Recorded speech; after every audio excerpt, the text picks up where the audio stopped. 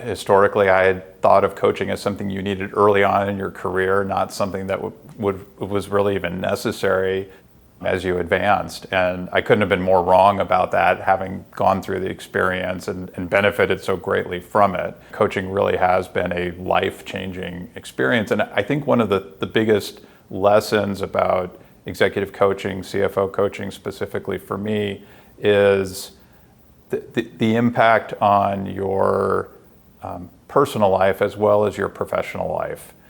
So many of the lessons and things that you work on as it relates to your role have immediate correlations to your home life, whether it's dealing with your family, children, etc. So when I say life-changing, I'm not being Pollyannish. It truly was something that's had a pretty profound impact on my life. One of the first things you experience when you go through coaching is that you're forced to do a lot of self-assessment.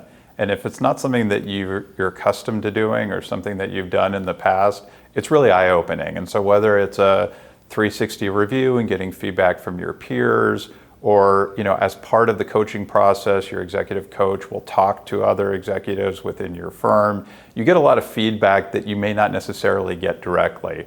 Obviously, dealing with people one-on-one, sometimes it can be tough to deliver criticism, constructive or not. Coaching really helps bridge that gap. And so for me, there were a lot of things that I was doing that I thought I was on the right path or that were really adding value that it turned out were either not quite hitting the mark or needed tweaks in order to really be whether it was a board of directors, CEO, et cetera, we're really looking for. So very tough to do self-assessments. So getting feedback from an executive coach who's basically a neutral third party to be able to shed some light on that is incredibly impactful.